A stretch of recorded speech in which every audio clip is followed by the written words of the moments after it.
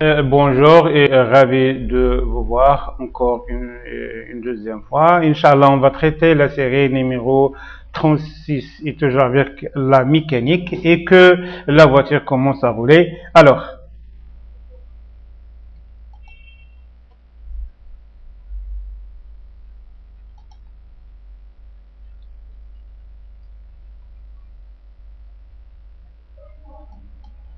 c'est parti.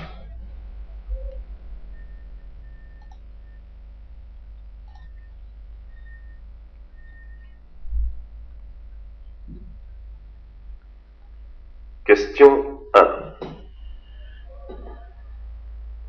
À l'arrêt, ce voyant allumé indique que tous les passagers ont oublié d'attacher leur ceinture, réponse A, que le passager avant a oublié d'attacher sa ceinture, réponse 2, que le conducteur a oublié d'attacher sa ceinture, réponse 3.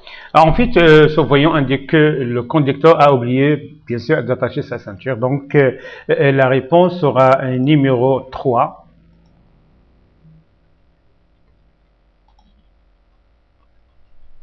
Question 2.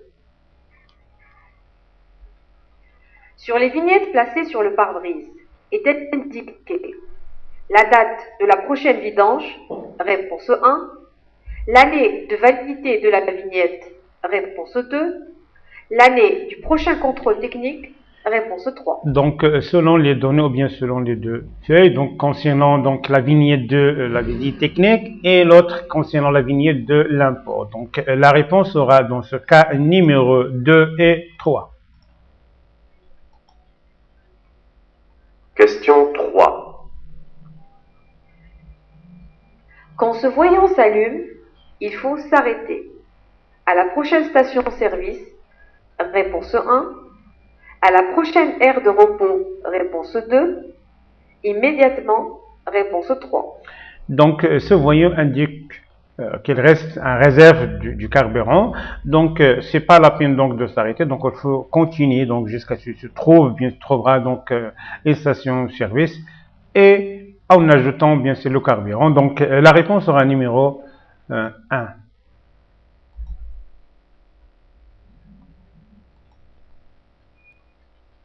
Question 4.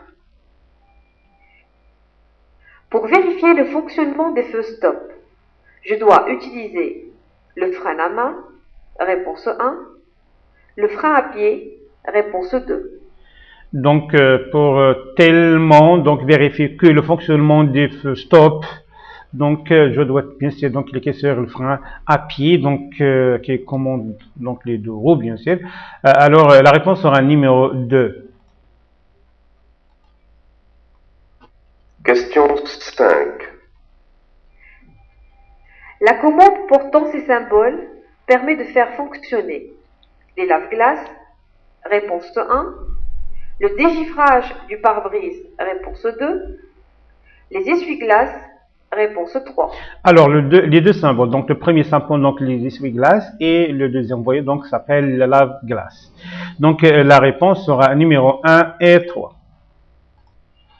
Les lave-glaces et les essuie-glaces. Question 6.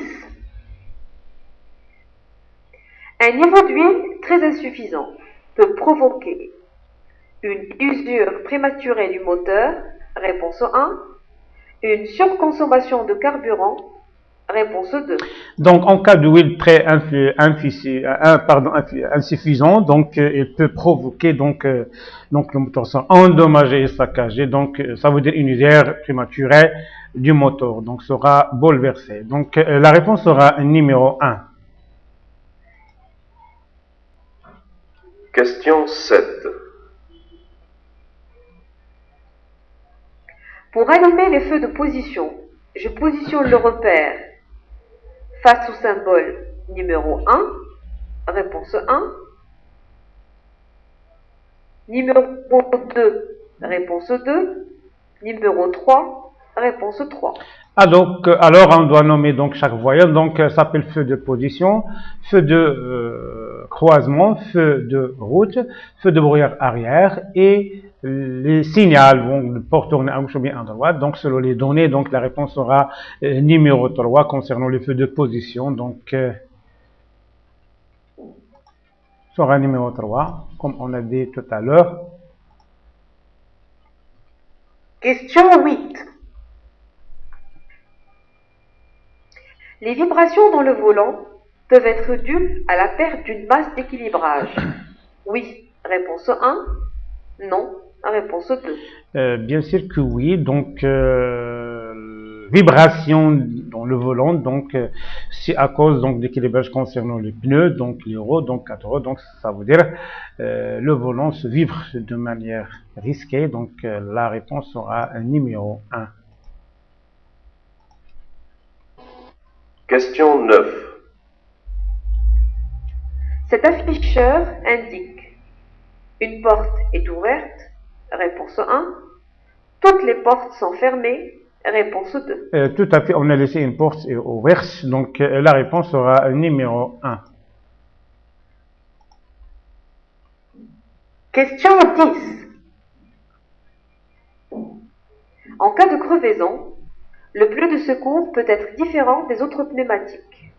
Oui, réponse 1. Non, réponse 2.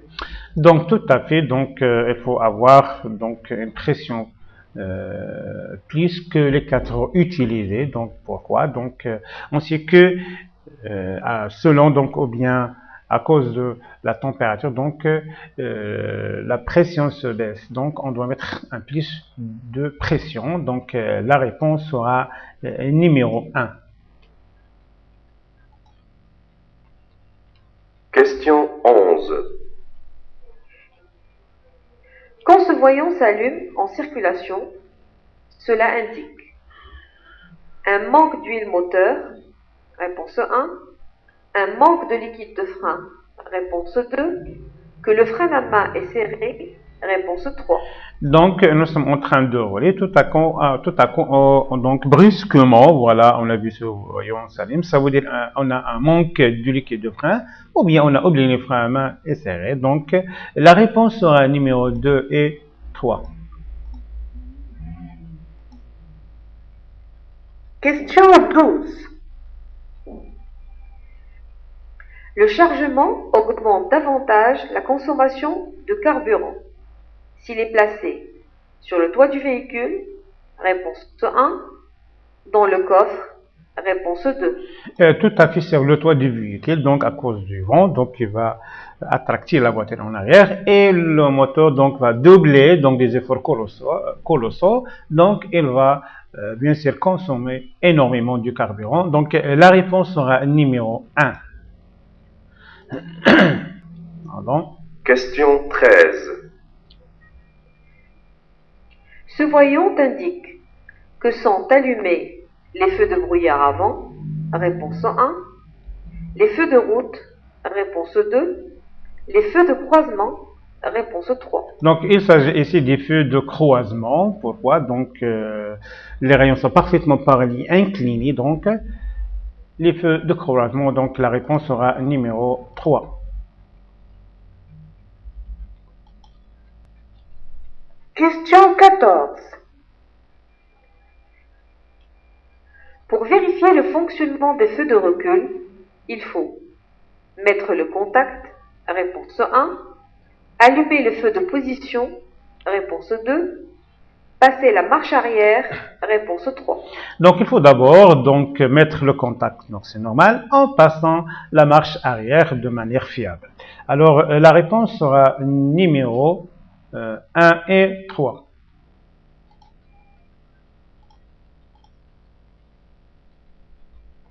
Voilà les feux qui indiquent que la voiture est en train de reculer en arrière. Voilà les feux blancs. Question 15. L'allumage de ce voyant signifie que le feu arrière de brouillard sont éteints, réponse 1, allumé, réponse 2, en panne, réponse 3. Donc ce voyant donc indique les feux de brouillard arrière. De quoi s'agit-il bien sûr? Donc ils sont parfaitement allumés, donc c'est normal. Alors la réponse sera numéro 2.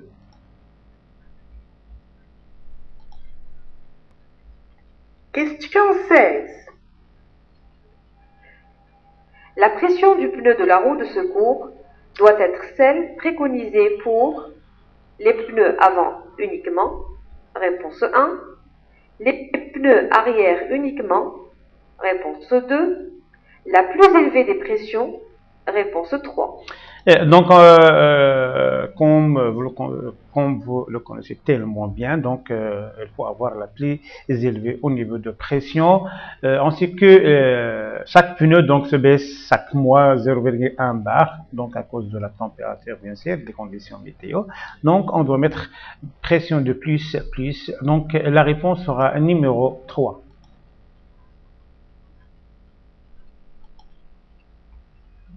Question 17. Cette commande permet de vérifier le fonctionnement de l'airbag. Réponse 1. Déconnecter l'airbag passager. Réponse 2. Dégonfler l'airbag. Réponse 3. Donc, on, ça veut dire donc c'est allumer, off, ça veut dire c'est éteindre. Donc, le deuxième fonctionnement, donc c'est déconnecter l'airbag passager. Alors, la réponse sera numéro 2. Question 18. Comment se nomme l'accessoire qui permet de vérifier le niveau d'huile dans un moteur? La jauge, réponse 1. La burette, réponse 2. La mesure, réponse 3. Donc, cet instrument s'appelle la jauge, donc avec lequel on mesure le niveau de l'huile. Alors, la réponse sera numéro 1.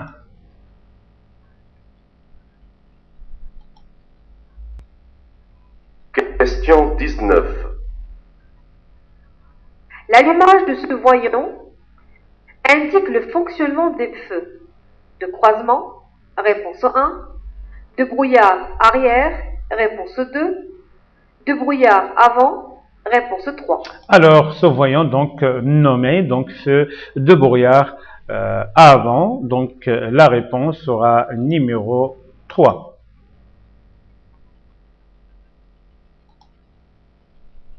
Question 20. J'utilise les feux de détresse pour prévenir d'un ralentissement important. Réponse 1. Circuler sur une voie pour véhicule lent. Réponse 2.